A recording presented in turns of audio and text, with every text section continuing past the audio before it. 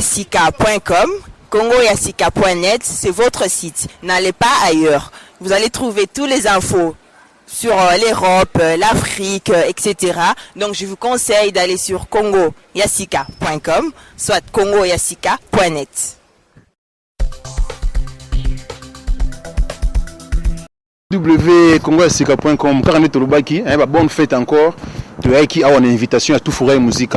Il y a frère Nabiso Chinyama, à Bengagi Biso, tu as Kozobango extrait album on va na ba fiche mon bazo lancer de bana Stockholm mais masolo yango yango organise une triple ben à point côté le mas à côté l'enquête mais les émissions chrétiennes beaucoup de respect donc piste chrétienne les émissions na biso auto nous tous les moyens oyo bakumisa nzambe ba mission chrétienne nous bango donc ton émission na biso piste chrétienne bon na biso na www.congoyassika donc tous a fait Chinyama na au chrétien tout fourré de bon na biso quoi donc toleka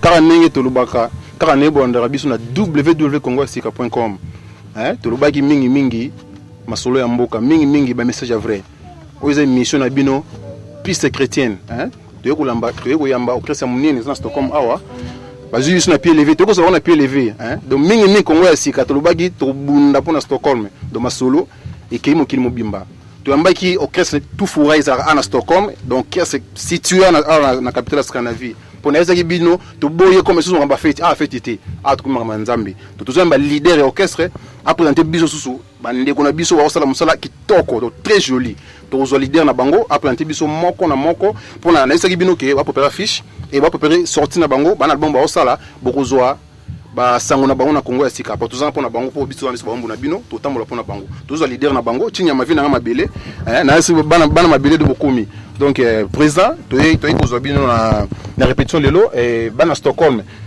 balelanga mingi triple B mais luka vi wana la leader orchestre betera bien toyei pona bino donc présenter ba ministère na yo et bana Suède bana masi ya Stockholm mingi Stockholm do bayiba bango quoi merci. Merci pour la nembo salipso surprise na répétition. Tous les groupes tout foray, tous les amis na Stockholm, batubele bayebi. On a tout présenté à Bandeko, mais à la longue toye baneni ba capacité na mango zali na ba niveau artistique na mango zali. Na loboko na nga mobali awa na frère na biso Alain Moiti, c'est notre frère chanteur, compositeur pe ayembara très bien. Nasuka tout ça notre sœur Iguette Mulumba Bobo, notre sœur chanteuse aussi ayembaka pe. Na loboko na nga moi si tout ça frère na biso Patrick yetobengaki roi David parce que il a l'esprit à David pour souga simbi micro à vibraga. Nasuka tout ça frère na biso Serge, chanteur de charme na sepela na pour ayembara bien. Notre bien-aimé Serge, il est pas dans la gâte Nabiso chanteur. Ngambo kuna tuzana frère Nabiso Bobo, Chic Bobo, il est guitariste, directeur artistique, guitariste et soliste avec ta guitare, azapé compositeur. Macintosh bato bayebi na Stockholm awa Macintosh abeta basse, compositeur, chanteur na Tufurahi, et puis aza directeur ya discipline ya groupe Tufurahi. Toujours na frère Nabiso Williams, le père de Junior Williams, drummer Nabiso, yé abetara drummer, amega pe oyemba mwa muke. Toujours Chris, mobeti nzenze, et abetara nzenze, ayemba pe a komara pe nzembo. Toujours na ba capacité belé to komara to yemba biso nyonso ndenge tozalia. Donc en fait présentation ya wana, le groupe s'appelle le groupe Tufurahi. Ndenge boyoki présentateur na biso alobi Bobo triple B. Balandi ya www Congo ya sika, hein? www Congo ya sika. Tolobaki masolongo yango pona biso mingi di série. Orchestre Vandi, Botali, hein, ba ministère ba responsable. Poto boye ko mao masolo sima. OK, c'est Vanda. Donc Tolanda Tufurahi du matin, midi, soir na Congo ya sika. Ils ont le Stockholm tous à la awa de tous awana pour na bango et présent merci te remercier donc tout ce peli tout mon niveau qui na yoki moi louange vraiment hein na ningani donc vraiment merci et bonne chance tous ana pour na bino donc Congo ya sika bana Stockholm de Rolanda bino tous la peut sortir na bino album donc tous ana pour na soutenir bino et porter bino main forte na biso donc merci nous avons informé PKK que na fin du mois avril tous ana concert moto beta na Norvège, précisément à Drammen. Donc, ça, à la fin du mois d'avril, tout ça, ben, mission pour préciser date, jour, heure, et puis, bah, fiche à la minute Zobima. Donc, le groupe Tufurahi, ça, la voyage Norvège. Après Norvège, tout cas, ça Finlande. Après Finlande, toi, en Irlande. Et puis, à part ça, toujours, bientôt là, net lobby, maxi single les Zobima. Yanzembo a mis ça tout pamba. Bah, bini nanzembo moko, bah, yoki méditation ya rumba, et puis, bah, adorer Nzambe. Ezaka misatu ba bini sérieusement pour na lokuma nzambe ba rozala na méditation nzembo moko ya kimia penza et puis une forte adoration de mema bango pa nzambe donc ba nouvelle pénale récente tous alango yango na tokolo belela. Merci encore ba ndarabiso na www.congolesika.com. Tous en attendant muke pour na biso mimi musala to ki misuku sala baba ba misala kaneza la pour na bana à Stockholm. À la prochaine émission to kozwa mission moko to pesa ma grâce wana ba li kana site ba se présenter pour na groupe na bango ngava ma personnalité je suis convaincu mbali bosona ya awa et na ko ra Tufurahi mais triple B aningani donc masolo ki toko groupe yodo to confirmer na Congo ya sika do bana Stockholm nyoso to landra bango ata ba kina Norvège biso to ya ba kena Finlande to za toleka. Président Chinyama, rapidement, c'est authentiquement louange. National Nanga Tuningani. Donc merci bana Stockholm Théokani. Toleka. Président Chinyama, rapidement, préciser bana Stockholm, préciser balandia www.congolesika.com. Côté le maza côté le kongoni ebino, confirmer batu ya balandia kona biso ya Stockholm awa. Soirée sortie na bino na Scandinavie et que la commande va payer ni balandia www bino présent. Non, à partir de avril déjà. Fin avril de Tolobaki, toujours na Norvège, précisément à Drammen, invité Nabiso frère Nabiso Joseph Jojo Yazala Kuna, na frère mon beaucoup na sa succès mikolo mi kuna na Norvège Saido. Notre nae et puis na ba ndé comme ba surprise ezangate et kozala nango ebele ba surprise ba musicien baza sur place to sangana ba mais Tufurahi ndem to zala na titre ya nani ya Maxi Single na biso za second touché donc nzamba aussi mbatu mbami balé donc second touché tant tout ça présentation on t'expliquer pourquoi second touché parce qu'il y a qu'une seule place yezo abonde là pour na batu mbami balé donc au fond wama. Donc il faut faire un second touché. Donc Ezoya. Leader, merci. Balandia www.congolesika.com. Émission comme Lengi. Maintenant qui titre second touché. C'est-à-dire fort. Ils ont un message fort. Second touché donc ils ont titre il y a fiche. Titre il y a Maxi Single. Le Maxi Single il y a Tufurahi second touché. Donc Balandia www.congolesika bana Stockholm. To ba kibuchana se. Bulandi titre il y a Maxi Single. Boulandi mon leader a passé le titre de place Boali. Donc Maxi Single second touché mais concert auto beta na Norvège. Thème na ngwezali dans sa présence. Merci. Tout le monde a président donc improvisation hein talaka où ils allaient orchestre chrétienne donc bankembo zoya hein bakembo do président zo benda biso.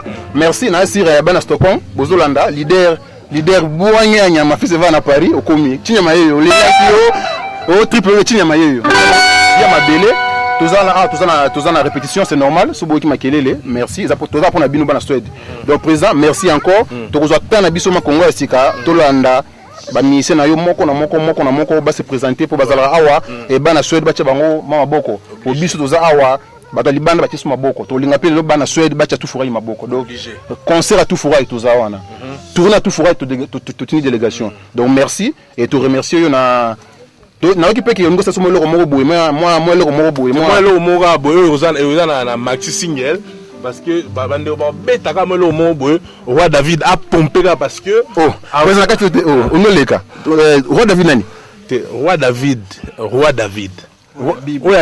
ya Bible ya ex ya wana azwaki ya kombo ya Bible aza roi David mo kitani ya David ye bana Suède quand même c'est bino triple B si je veux ça boigna donc animateur na biso yaka animateur ya tout furayi yeyo roi David na juillet na arole kate de balobi na moto na triple B il faut to sentir pour na bino bana Suède pour na bino ba Scandinavie le roi David azo bete la bino le rapide kaka ya rapide roi David c'est nous on ngolo ke bana Congo esika ba découvrir yo ana kata Stockholm bon ezama ma Nzambe bon to message bien au sel Nzambe bon ba omona ndena musala pour musala ndem tu maluba mingi musala mukie ezande bienté donc musala nde ya onde c'est bien na bike ba osepela pona lo comme Nzambe quoi.